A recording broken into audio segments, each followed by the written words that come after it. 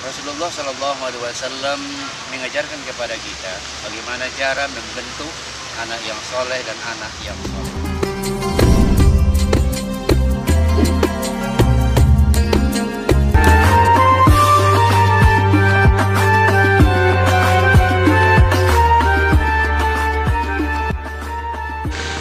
Assalamualaikum warahmatullahi wabarakatuh. Alhamdulillahirabbil alamin wal 'aqibatu lil muttaqin wa la 'udwana illa 'alal zalimin. Rabbi shrah li sadri wa yassir li amri wa hlul 'uqdatam min lisani yafqahu qawli. Pemirsa di mana saja berada, alhamdulillah pada hari ini kita bertemu lagi dengan channel YouTube Ustadz Sambara. Rasulullah Shallallahu Alaihi Wasallam mengajarkan kepada kita bagaimana cara membentuk anak yang soleh dan anak yang soleha. Apabila istri sudah hamil 1-2 bulan, maka bacalah surah Yusuf.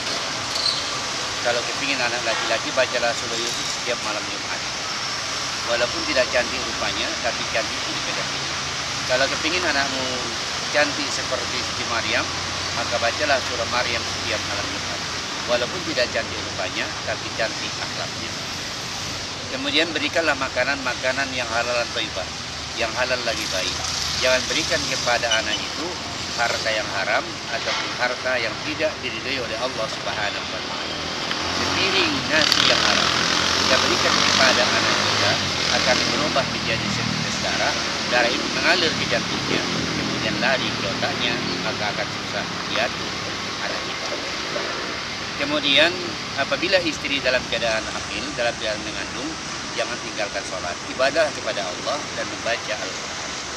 Kemudian kalau lahir anak itu, baik dia anak laki-laki maupun anak perempuan, Rasulullah Shallallahu Alaihi Wasallam menganjurkan kepada kita, apabila anakmu lahir laki-laki, azankan ke telinga kanan.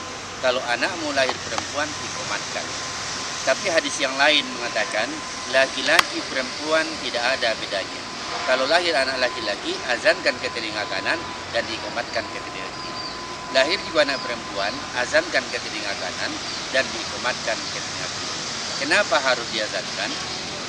Karena anak yang baru lahir itu taubahnya bagaikan kertas putih, belum ada setetes noda hitam yang berada di badannya.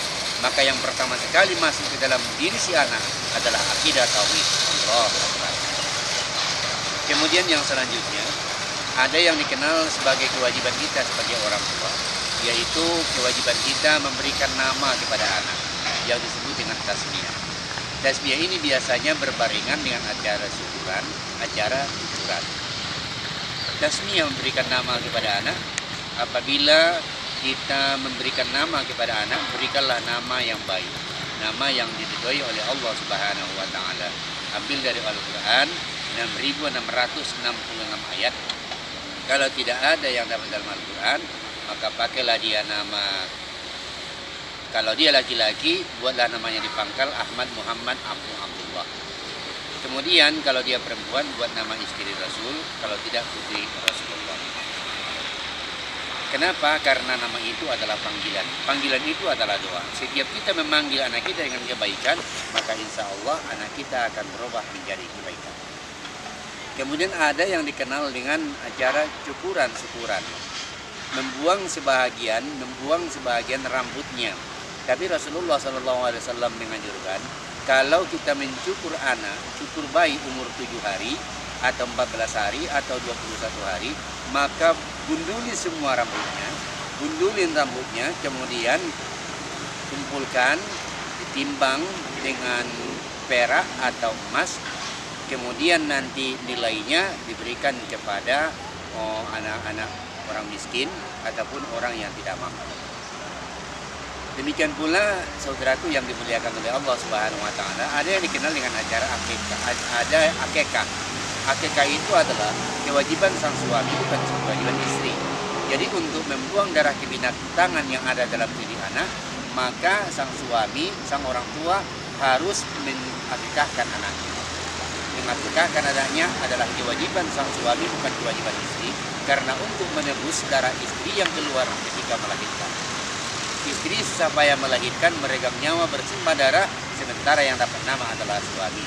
Oleh sebab itu, untuk menebus darah istri yang keluar itu, maka sang suami wajib menakikakan anaknya, karena anak itu biasanya dipanggil adalah orang tuanya. Itu anak siapa tuh? Anak si Fulan. Bukan anak istri, tapi anak suami. Demikian pula saudaraku yang dimuliakan oleh Allah, ada yang dikenal dengan khitanan. Apabila sang anak perempuan itu berumur 7 bulan, maka 7 hari, berumur 7 hari, maka sunat khitan. Jadi menghitan perempuan adalah hukumnya adalah sunat, sementara menghitan laki-laki itu hukumnya adalah wajib. Kenapa harus perempuan itu dihitan? Untuk supaya menghilangkan geteknya. Jadi kalau ada nenek-nenek, ibu-ibu yang getek menjadi dihitan. Demikian pula laki-laki umur 9, 10 atau 12 tahun apabila dia sudah kuat, maka dia wajib dihitan. Perempuan sunat dihitan, sementara laki-laki wajib dihitan. Kemudian setelah itu kewajiban lagi untuk membentuk anak yang soleh dan anak soleha, didiklah dia dengan didikan agama. Didiklah dia dengan didikan agama dan juga didikan agamanya pintar, umumnya juga pintar. Dia menjadi kiai yang tahu sains dan teknologi. Menjadi kiai, tapi dia menguasai tentang ilmu teknologi. Dia hafal Al-Quran, dia bisa fikih, dia bisa hadis, tapi dia juga tahu bagaimana cara menggunakan teknologi yang canggih seperti sekarang ini. Inilah yang diinginkan oleh Bapak Rektor kita, Bapak Rektor Win Sultan Tahasibuddin Jami, Profesor Dr. Haji Suwaidi Asy'ari. Jadi dia berilmu agama, tapi dia umum. Dia berilmu umum, tapi dia punya ilmu agama.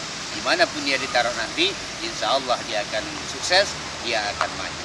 Kemudian setelah itu, kewajiban yang lain adalah memberikan makanan yang halal thayyibah. Kemudian yang terakhir, setelah dia sekolah, setelah dia kuliah, kemudian nikahkanlah dia. Setelah anak itu menikah, maka hilanglah, habislah kewajiban sang orang tua kepada anak.